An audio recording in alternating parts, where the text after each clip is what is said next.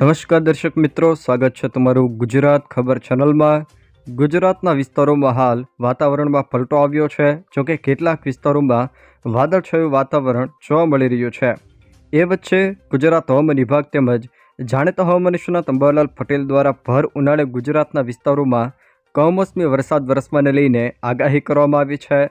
ભર ઉનાળે રાજ્યના કેટલાક વિસ્તારોમાં ગાજવીજ અને ભારે પવન સાથે માવઠું વરસવાને લઈને આગાહી કરવામાં આવી છે। જોકે વેસ્ટર્ન ડિસ્ટર્બન્સ સક્રિય થતાં રાજ્યના વિસ્તારોમાં માવઠું વરસવાને લઈને આગાહી કરવામાં આવી છે। ગુજરાતના કયા વિસ્તારોમાં કઈ તારીખોમાં માવઠું વરસવાની આગાહી કરાઈ છે એ તમામ જાણકારી વિશે વિડીયોમાં આગળ વાત કરીશું, તો છેલ્લે સુધી જોતા રહેજો।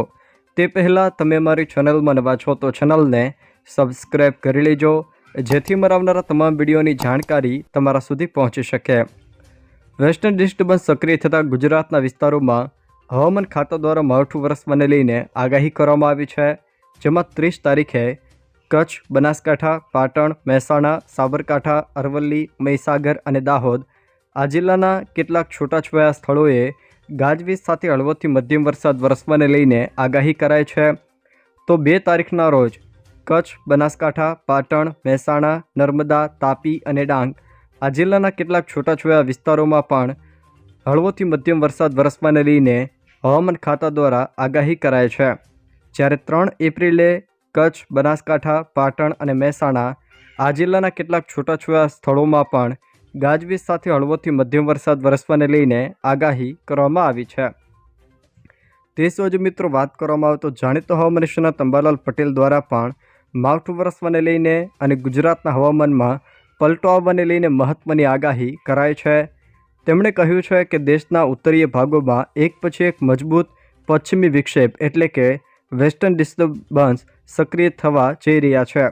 આ સિસ્ટમની અસર પંજાબ, હરિયાણા અને રાજસ્થાનની સાથે ઉત્તર ગુજરાતના વિસ્તારોમાં પણ વ્યાપક પ્રમાણમાં જોવા મળશે। આ દરમિયાન પવનની ગતિ 60થી 70 કિલોમીટર પ્રતિ કલાકની રહેવાની શક્યતા પણ તેમણે વ્યક્ત કરી છે, જે એટલી પ્રચંડ હશે કે કાચા મકાનોના છાપરા પણ ઉડી શકે છે।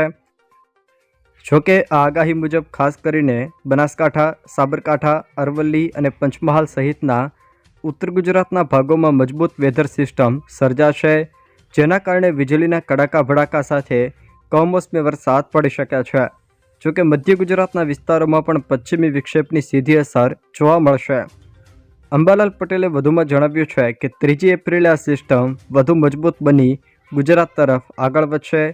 5 એપ્રિલે ફરી એક નવો પશ્ચિમી વિક્ષેપ આવશે, જે પવનની ગતિમાં વધારો કરશે। 8થી લઈને 16 એપ્રિલે આ ગાળો સૌથી વધુ પ્રભાવિત રહેશે, જેમાં એક પછી એક વિક્ષેપોને કારણે તાપમાનમાં ઘટાડો નોંધાશે, પરંતુ વાતાવરણમાં અસ્થિરતા જળવાઈ રહેશે।